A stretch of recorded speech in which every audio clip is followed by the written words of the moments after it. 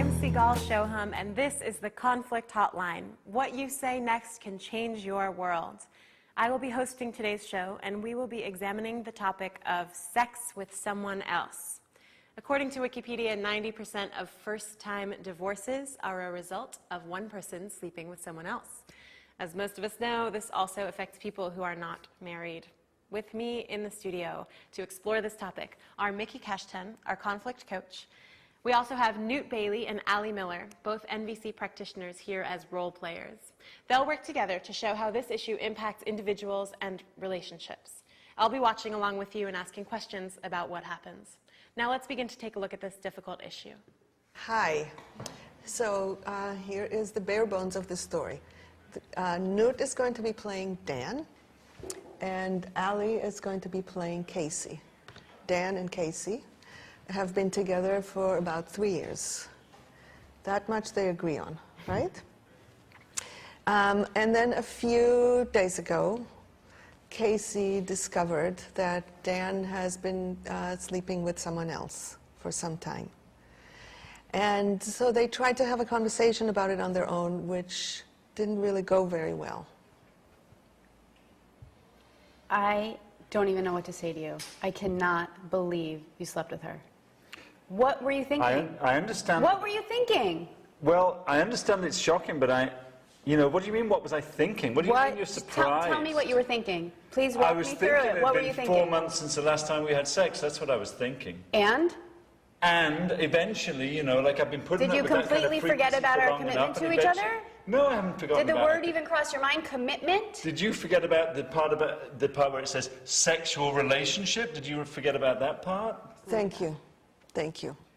So as you can see, this didn't go very well, and in a moment we'll come back to talk about why and what can be done about this. Thank you, Mickey. Conflict Hotline is a live call-in program about the common challenges that we face in our relationships, at home, and around the world.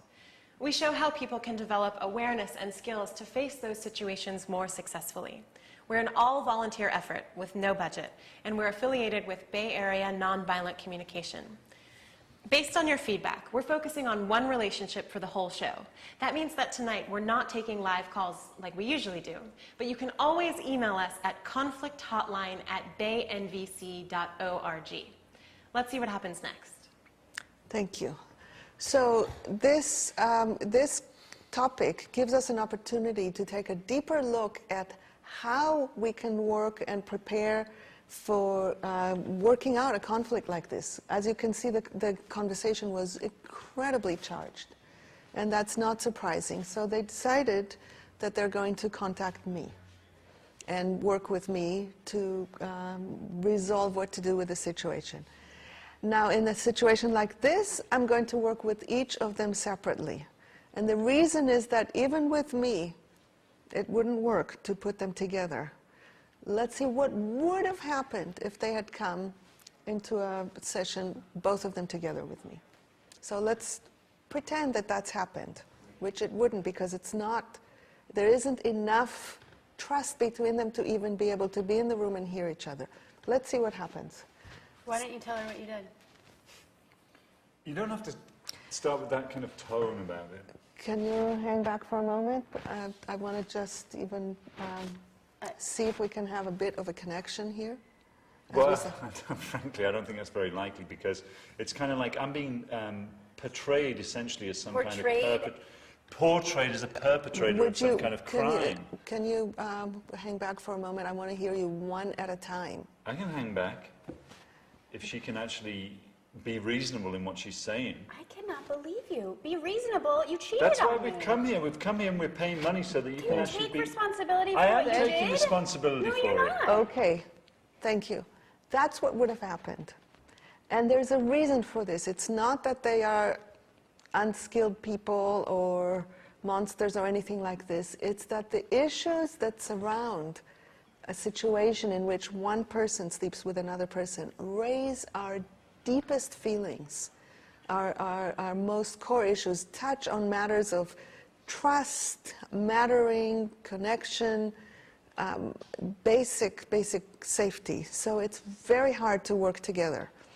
So instead of working with the two of them together, like we just tried, because it would be pointless. You know, in general, when we do this show, we ask one person to stretch, but who am I going to ask to stretch here? They're not available to stretch. Isn't that true? I'm not. Yeah. Yeah, she's not. And are you? Well, no. Okay. So in that case, when the charge is so high, it makes much more sense to work with each person separately.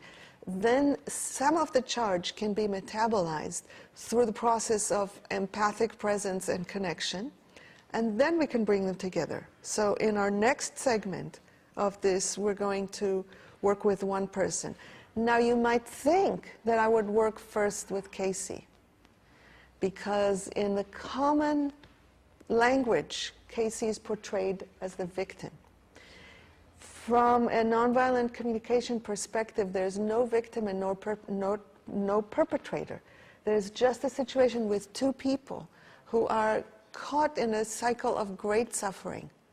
So I'm going to start working with Newt, with Dan. Newt is playing Dan, and I was caught up for a moment. So I'm going to start working with Dan, because I want him to be able to hear what Casey has to say. And the only way that he can hear it is if he is heard first. Yeah. So, Mickey, you're saying that there's so much charge between them that you wouldn't even try sort of supporting them to have a conversation in this situation at this moment. Correct. So what signs are you going to be looking for to know that something has shifted? What are you going to be looking for when you work with each of them separately that will tell you, okay, I want to bring them back together? So there's a couple of things. One is some kind of a relaxation, a settling, where I see the energy kind of like relaxing. Another is spontaneous interest in the experience of the other person, which happens when you work with someone who is in an intense situation. At some point or another, not always, but very often, there is spontaneous interest in the other person. That tells me that there is willingness, openness to hearing. So you're saying they need to be sufficiently sort of relaxed or not triggered so that you can trust that they can be that way in front of the other. Yeah. And you're also saying you'd like to see curiousness or openness to the other person's perspective. Yeah. Now, the trigger, this level of trigger, obscures any kind of love, connection, interest, care that exists. That is the fundamental nature of what happens when we're triggered. Being triggered means we go to the deepest place of fear, and we get completely preoccupied with protecting ourselves. So then we get into that fight or flight thing which they were doing in spades when they were trying to talk to each other. When you are in fight or flight, you can't hear and you can't speak. So one option is to work with someone like you or a friend or someone else to sort of get untriggered or sort of get to that place of centeredness. And part of the tragedy of what happens in our culture is because empathic presence is so rare. What happens usually is each of them will go to a friend, and the friend will fan the flames. They're going to say, yes, he is da-da-da-da-da-da-da-da. Yes, she is da-da-da-da-da-da-da. Of course you can't da-da-da-da-da-da-da.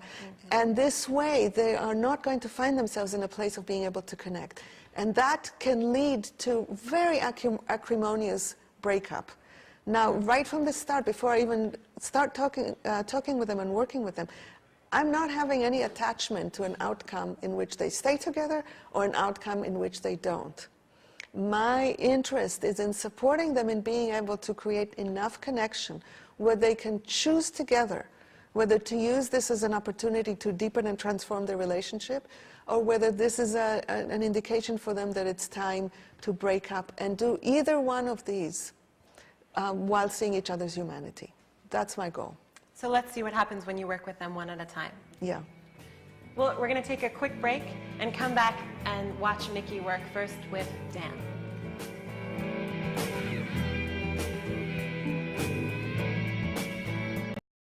Welcome back to the Conflict Hotline. Now we're going to watch as Mickey works with Dan just one-on-one. Thank you. So I understand there's a lot going on for you about this. Yeah, I feel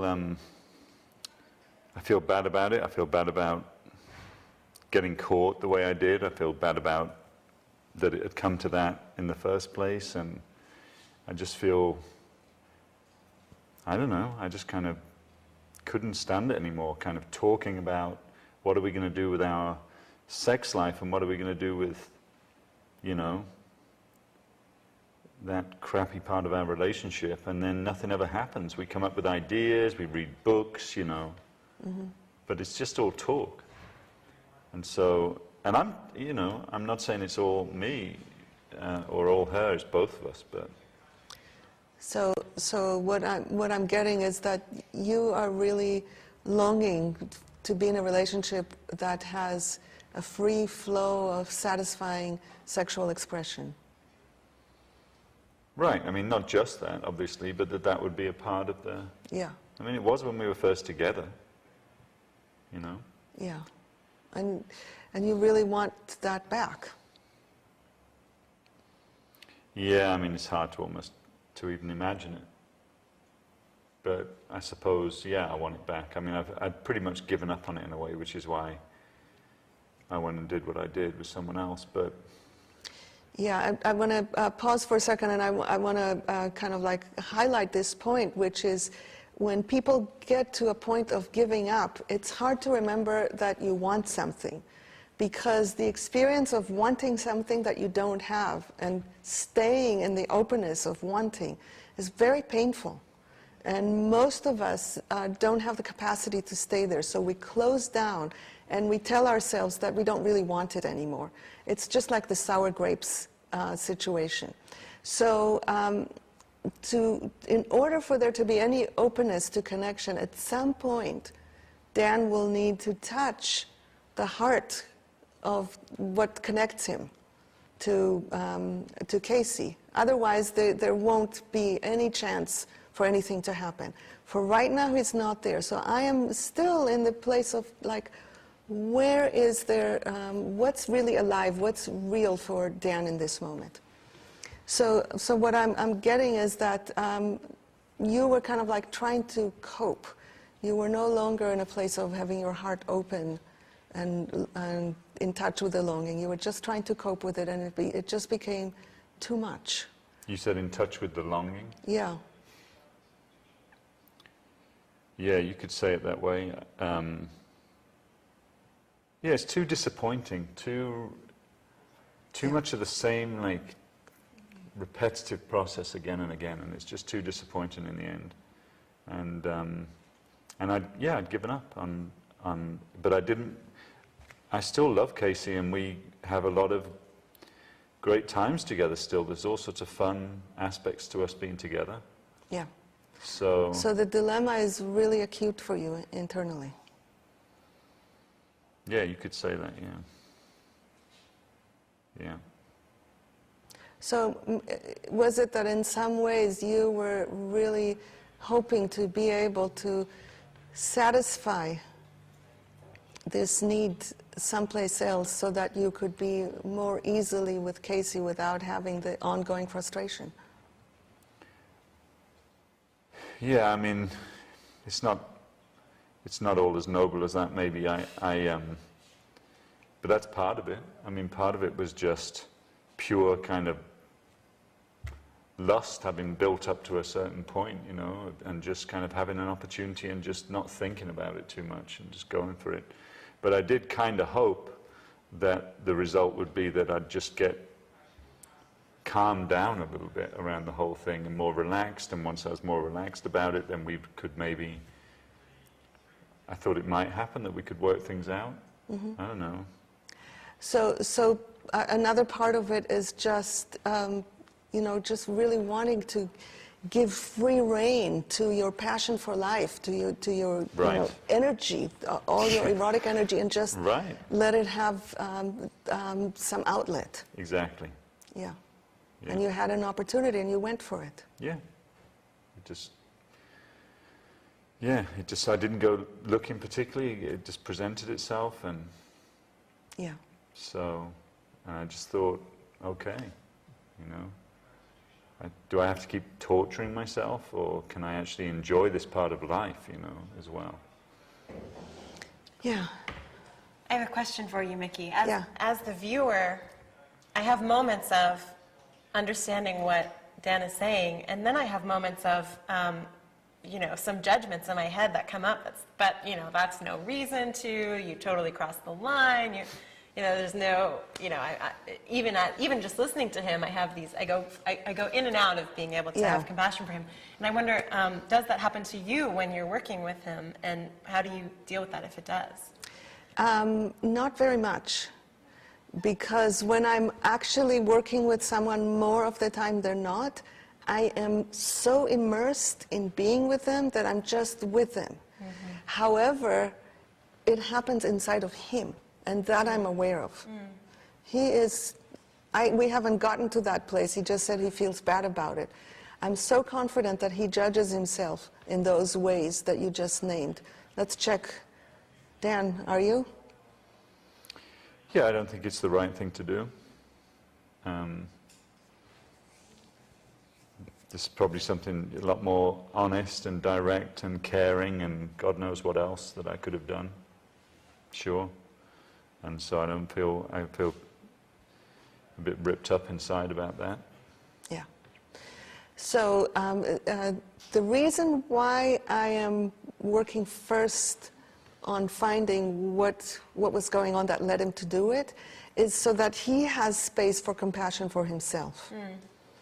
Because otherwise he will be caught in the self-judgment. And the reason why he's being so defensive when they were talking together is the defensiveness is a cover-up for the internal self-judgment, for the lack of self-acceptance. So there's part of him that agrees with her. Of course. Yeah. So then, because of that, you know, it's so hard to hold on to that. Then he fends it off by putting it back on her. There's something wrong with her, and that's why he did it. And then it makes it easier inside. So if he can accept himself, that actually gives him more room to hear her. That's what my goal is in this. Make sense? Mm-hmm. But you didn't hear all of that. Okay. So where we were is I have a sense of having some understanding of the, you know, the big dilemma that you were in and the sense of opportunity that came up and an openness to having some relief, some pleasure and joy in the midst of so much struggle ongoing. Yeah, around this particular issue, basically, Yeah. of sexual connection, Yeah. chemistry, whatever. Yeah. So I'm wondering if you have a sense that together we have really understood what led you to do that, or is there anything more about that? I think that gets it, everything that's coming to mind at the moment. So now let's look at what happens inside of you now as you reflect about having done this. What comes up for you? You started saying something about there was a more honest and direct way. I want to really dig more deeply into this. I wish that I'd said, I wish I'd been able to maybe resist, I guess, when this first opportunity came up. And rather than keep on seeing this other person, I wish I'd just, as quickly as possible, just gone to Casey and said, look, either I had this opportunity and I really wanted to take it and let's talk about that, or I did take it and let's talk about that. I just wish that I'd kind of been more honest more quickly.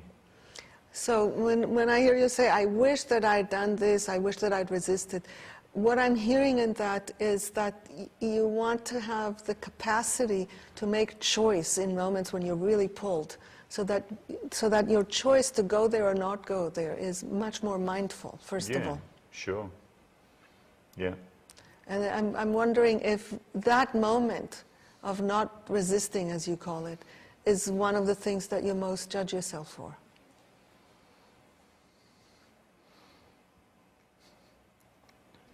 Yeah, because it seems kind of,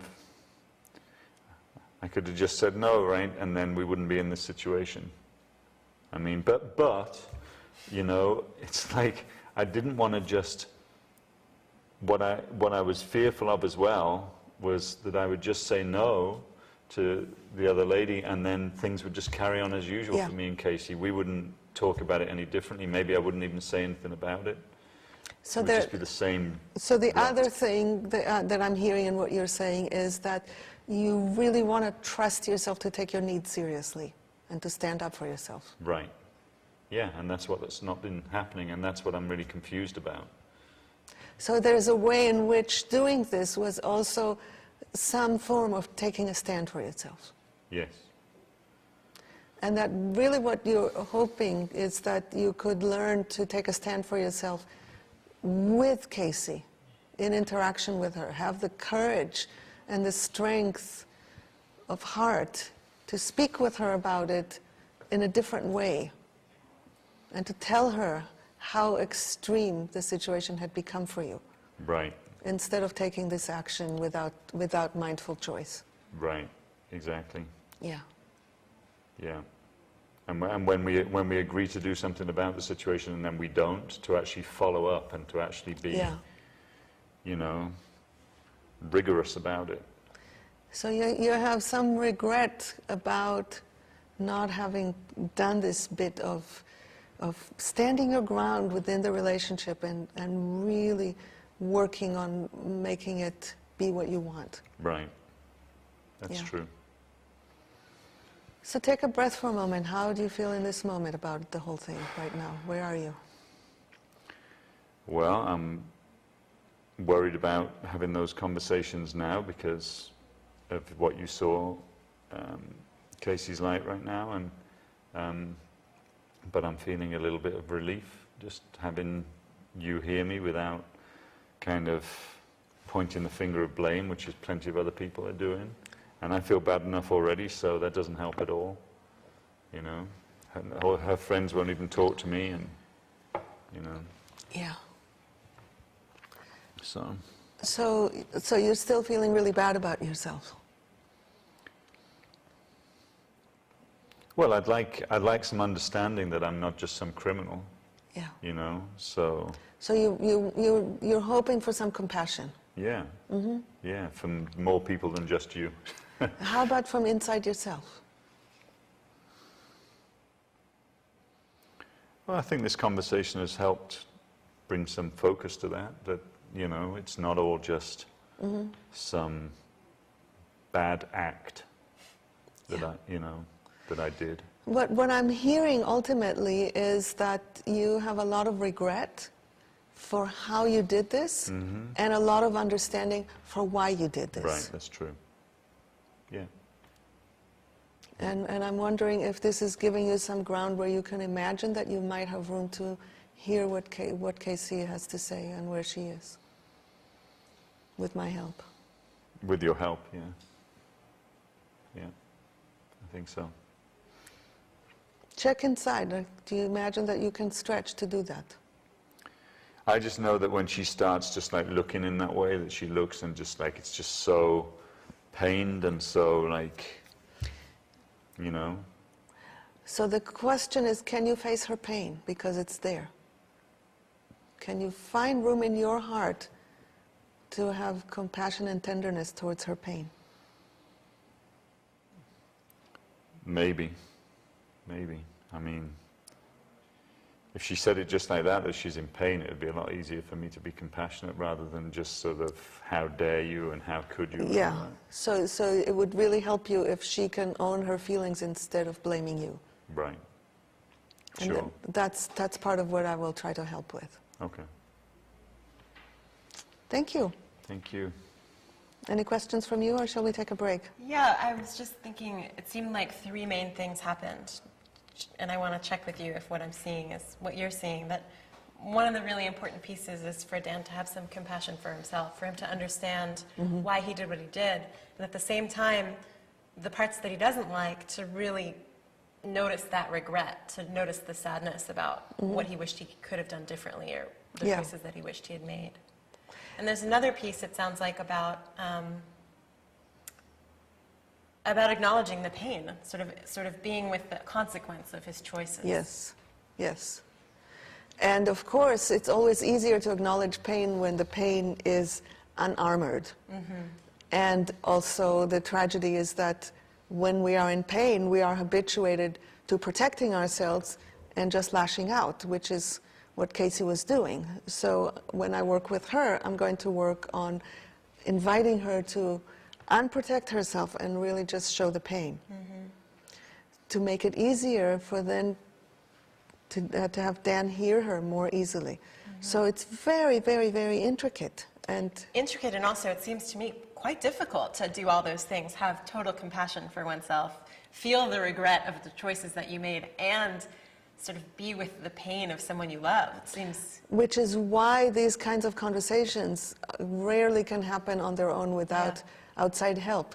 Because I can, whenever they falter, I can like infuse some compassion here, infuse some anti-blame here, you know, and just help the conversation move along towards being able to hear each other. Yeah. Thank you. I'm curious to see what happens with Allie. You mean Casey. With Casey, right? Role playing. So with that, we're going to take a break, and when we come back, Mickey will be working with Casey. Stay tuned.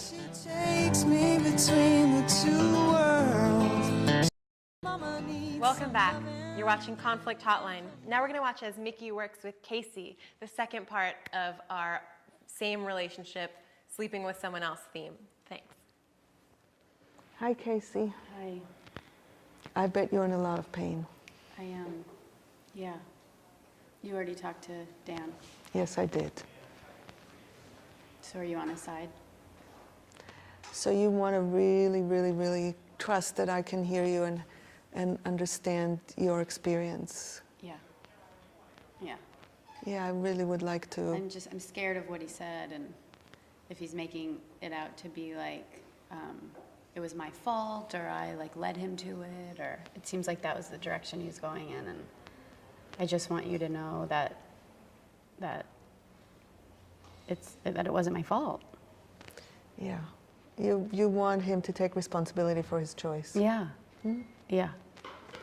Totally get it. And I don't see him doing that, and that just infuriates me.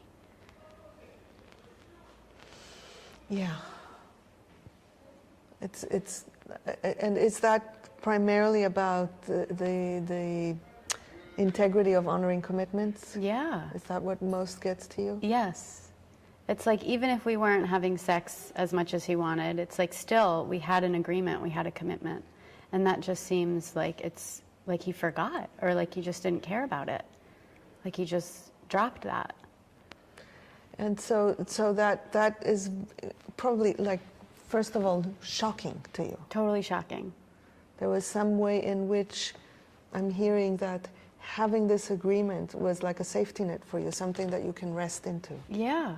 Yeah, I mean, it was the first relationship I've ever had where I like totally trusted my partner. And now that's just gone. I never thought he would do this. You know, friends of mine have had their partners cheat, and it's like, and I always thought, you know, Dan never would do that. Dan would never do that to me. And now it's like I don't even know who he is. So it's almost, yeah, like what you're saying, it's like the whole structure of reality is shaking up, and you need to kind of like figure out and reorient yourself again to what's happening. Yeah, totally disorienting. Yeah. I don't know who he is. I don't know what this relationship is. It's like I've lost faith in men. You know, I don't know what to make of it. Yeah. So the level at which this is hitting you is really shaking up everything for Yeah. you. Totally. Hard to even know where to look, what to do, where to put your feet. Yeah, it's totally devastating. And then when he says things like, well, it's because we didn't have sex, it's like, it just makes me feel like he doesn't even know me or care about me, or like or remember why we weren't having sex, or like remember the closeness and the intimacy between us. So you really, really, up until that moment, I mean, right now probably you don't even know what's going on, but somewhere before, the relationship was really deeply meaningful for you. Yes. The closeness and love between you. Yes. You cherished it. Yes. And I thought he did too. And you wanted that to be like a mutual commitment. And from where you are, just the commitment included working on whatever the obstacles are to free sexual flow between you. Yes. Exactly. I thought we were in it together. And you wanted to be seen for what you were doing and how you were working towards more closeness between you. Yeah. Yeah. Yeah. And something about really wanting the care, even to stretch towards you at a difficult time, and trust the relationship that you Yeah, or wanted. to that. come to me and say, like, I'm really tempted, this is really difficult for me, you know, to let me in. I feel shut out. I feel like he Yeah. made we'd been talking about the struggles with our sex life, so, I mean, I was aware that he was frustrated, but we were open about it, and then all of a sudden he goes and does this thing behind my back. So that's another big piece of wanting this to be the primary place where you talk with each other. Yeah. And- I thought it was. And to be trusted that you can hear and open up to where he is. Yeah. That he could come to me with that. Yeah. That really, really, really matters to you. It's kind of like a core value for you in the relationship. Yeah, and it's what it's what I thought we had. Yeah. And again, I'm hearing the echo of like, I thought we had something and now I don't know what to think. Yeah. Yeah, like I feel like I was just like duped. Thinking that we had this open, like trusting relationship where, yeah, there are difficulties, but we deal with it together. We talk about it together. And I guess that's not what it was. Yeah. So what was it? I don't know what it was. So it's just like not being able to understand and make sense is really tearing you up. Yeah. Yeah. So it's like, do I leave him? I don't know what to do. Yeah. I don't want to be with someone I can't trust, but I love him. Yeah. So the dilemma is how do you face him and you and what's happened in a way that allows you to make choices together. Mm-hmm. That's what I'm seeing as what we're trying to do here. Mm-hmm. Yeah, but it's like I don't even want to like. It feels scary to even like talk to him because I don't know if what he's saying is the truth. I don't know if he's lying. I don't know if these whole past 3 years were it's just an act. Like I don't. You want to have some ground that you can stand on to trust something, to have a foundation. Yeah, yeah. And you have no idea what that would be. No. It's scary. It's really scary. Yeah.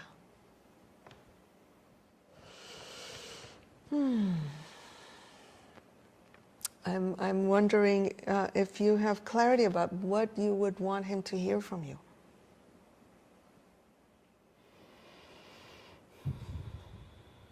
I mean, I guess I want him to know how scary it is for me to not trust him Yeah. and to not know what he's capable of, to not know who he is, to not know what's real, to not know how he actually feels about me, whether he actually cares about me or not. Yeah.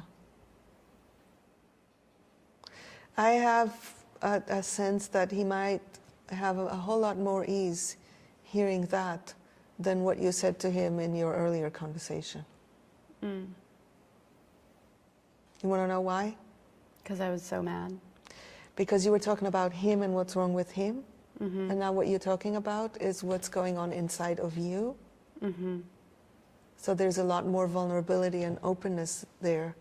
So it's much easier for another person to hear you. That makes sense. So I want to take a moment to see if there's anything else you want to say or hear from me before we arrange a time for the two of you to meet. I'm nervous about the meeting. So I guess I just want you to know that.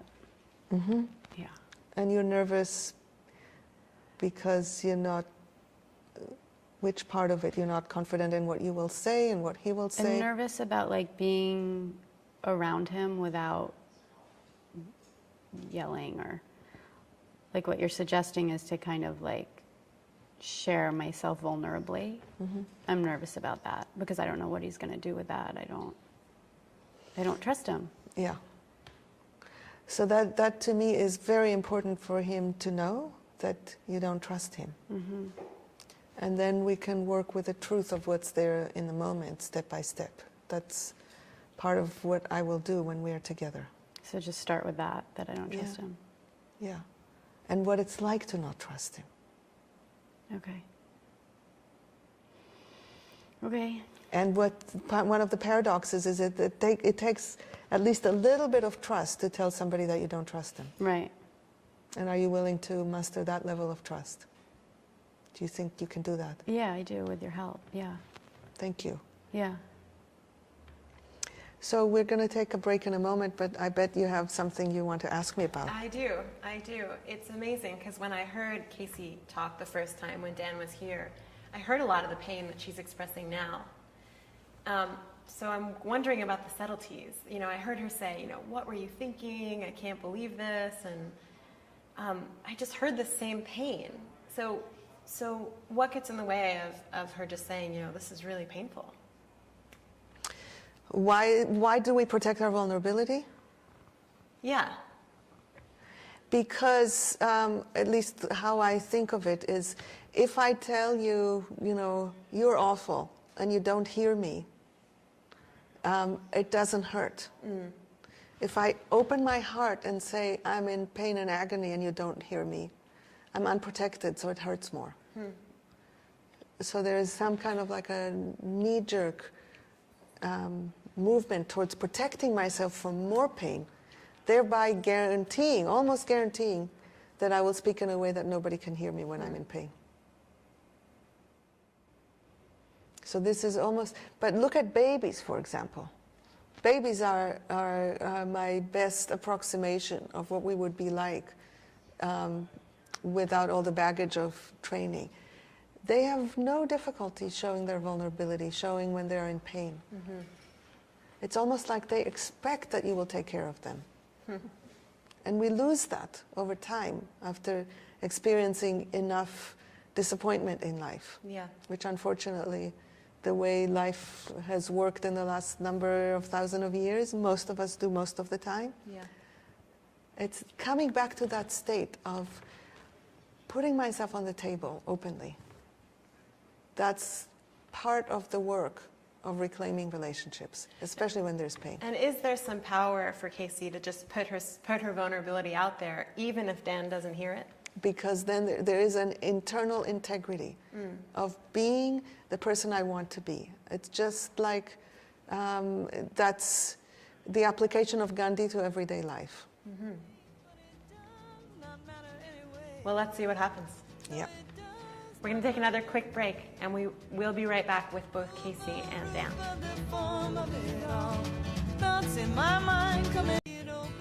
Welcome back to Conflict Hotline. We're still exploring the theme of a couple where one person has slept with someone else, and now we're bringing Casey and Dan back together with Mickey's help.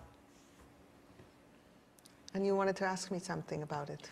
I was curious about how differently you worked with Dan and with Casey in their one-on-one sessions. It seemed like, there was more direction of what you wanted Casey to do, and I just would love for you to talk a little bit about your choices. Yes. As I look at it, the challenge that Dan has is an internal war within himself. So I was working with that. He is very much not at peace with himself. So my goal was to create enough peace and compassion within him that he could relax into hearing her pain.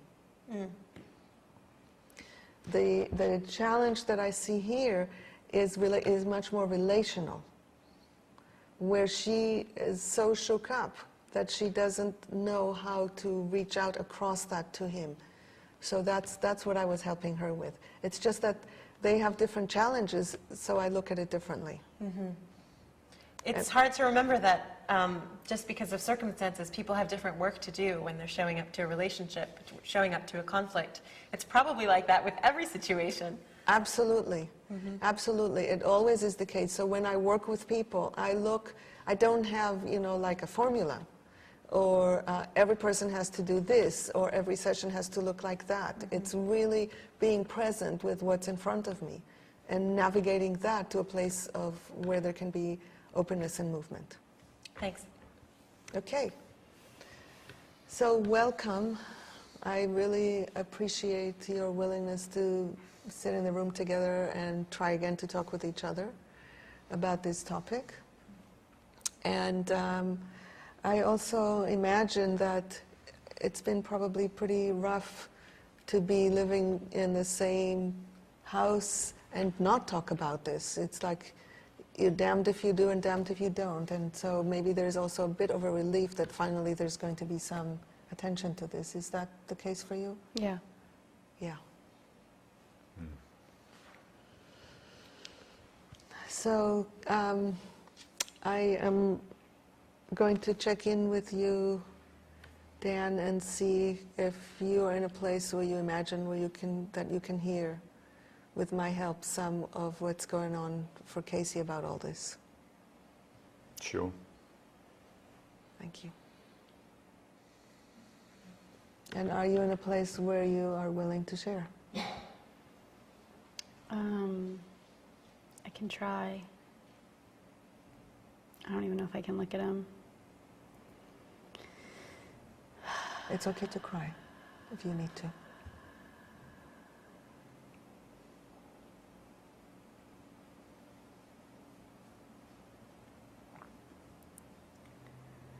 I don't, like, I'm scared to even speak. I don't know who you are. I don't understand why you would do that. I don't trust you.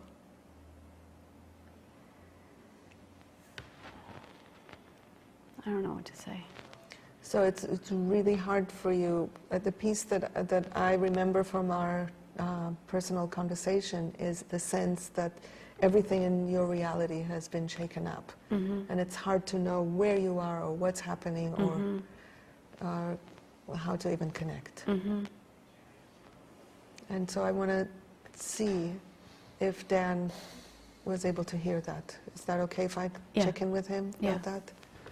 So I'm wondering if you can understand how traumatic it was for Casey to discover this, and how suddenly the whole world comes down crashing on her. Yeah, I can understand that. Can you imagine putting in your words what it is that you understand? I understand that Casey's saying that it's like she's totally shaken up by what happened, and she doesn't trust me, and doesn't even want to look at me or speak to me about it, that it's scary to do that. Thank you. Thank you very much. Do you have a sense that he understood? Yeah. Is there some relief in being understood? Do you know what the next thing is that you want to share with him now that you've covered that piece? I want to hear from him how he could do that. Are you sure? Yeah. I'm dying to know. You're That's dying really to- all I can think about. that you want to be able to make sense of what led to his choice to do this? How he could do that to me, yeah. See, the trouble that I have is that if you think of it in terms of doing it to you, then my sense is that you're not really interested in his experience, quite yet. That it's more that you want to be seen for the devastating effect that that had on you. Even though you're saying, I want to know how he could do that, the fact that you're adding the to me, I'm still hearing that there's something in you that wants understanding for the effect that that had on you. Wondering if that resonates for you. Sort of, but I'm not trusting that he even cares about me, so I don't necessarily want to express myself to someone who might be like lying to my face when he says he understands. So right now, when he said that he understood, did you trust that? Sort of, yeah. So I want you to rest on that trust and take the next step in stretching, if you're willing. Because my guess is if he's going to speak right now, you're only going to get mad. Okay. Okay. So what would the next step be? Just tell him about your pain. Tell him about what matters to you, all the things that we shared when we were one-on-one. It's hard. It's really hard. I'll try. I want to pause for a second and explain why I'm inviting this. Because unless that pain can be metabolized within the relationship, there is no possibility of connection. I'm not explaining it to you, I'm kind of like talking to the audience, that this is a task for the relationship, is to hear and metabolize this pain. So, another thing that I can do, given how much of a stretch it is for you, I can actually ask Dan.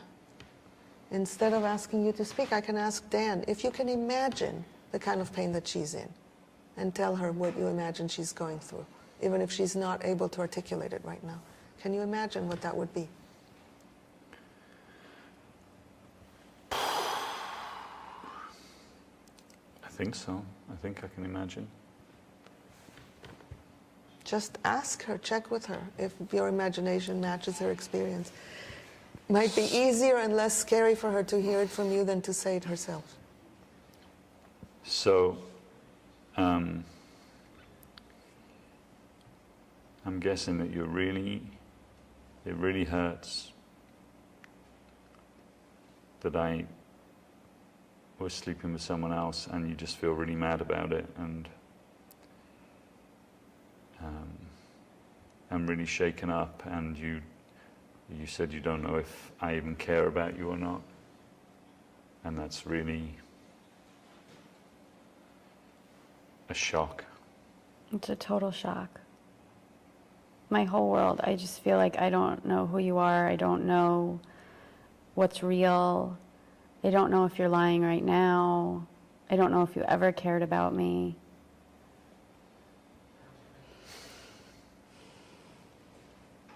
This hard to hear? Yeah, I mean, it's just a bit like that I never cared about you.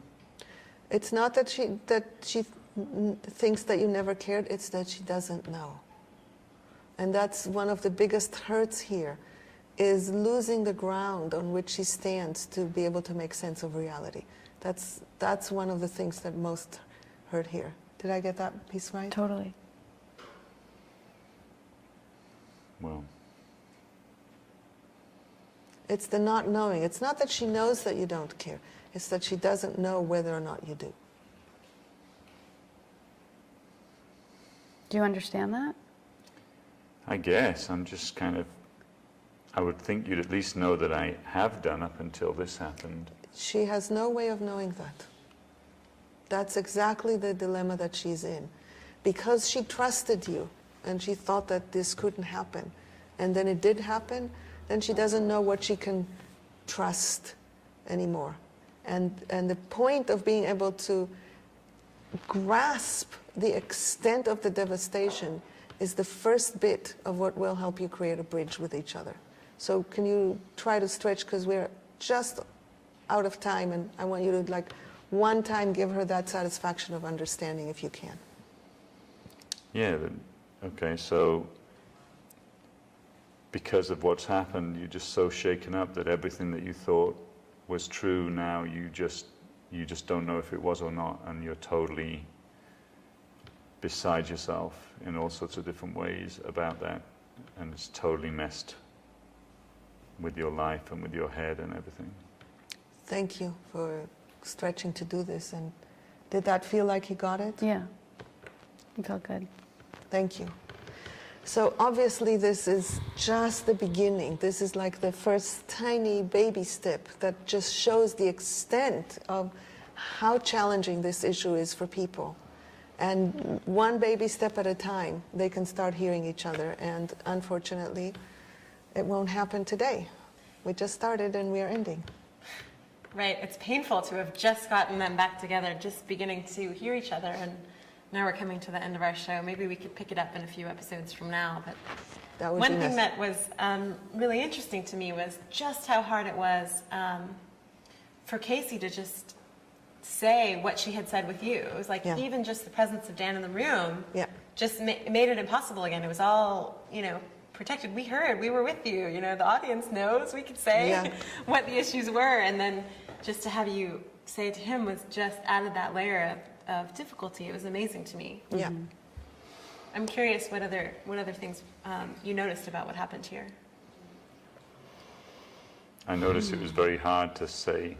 It was painful for me to guess what she was experiencing, to actually look over there and say it. It was painful. You were somehow experiencing her pain also, or? I'm guessing it's more about having a sense of responsibility for that pain. Right. Yeah. Exactly. And that's what needs to get out of the way, is the sense of taking responsibility for her pain will make it easier for him to hear her pain. So, There's so much more to say. For me, I'll just say briefly, like, when you asked Dan to make a guess about what was going on when I couldn't say it myself, that was helpful. very helpful. Great. Yeah. Thank you.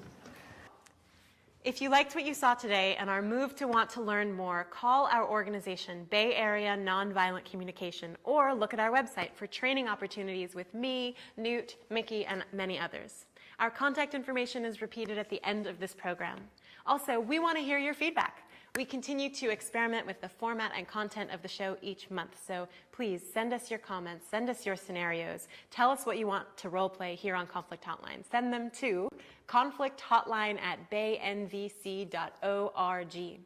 Also, you are officially invited to BayNVC's free annual party and fundraiser, Speaking Peace. It's on October 24th. Check our website for details. I want to thank our role players, Newt Bailey and Allie Miller, our conflict coach, Mickey Kashtan. I want to thank the crew and the production team, all of whom are here volunteering to support this program. We hope you'll join us again next month on November 4th for another hour of the Conflict Hotline. We're on the air live the first Thursday of every month, 7:30 p.m. I hope to see you then. I'm Sigal Shohan. For everyone here at Conflict Hotline, good night. And the next breath is for all the people who can relate to me and you. You cannot see eye to eye. Won't you step up with me and try? Drop the fences down, find the common ground, and take a deep breath.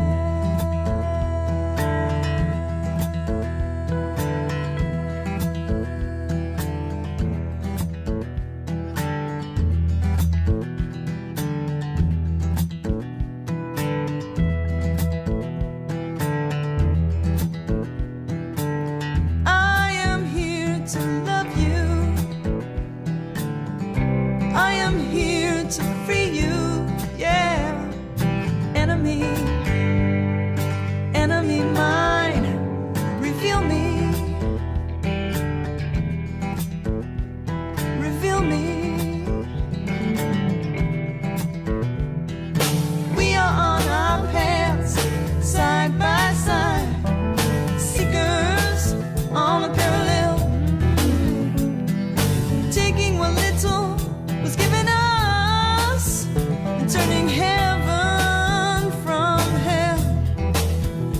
we can turn hell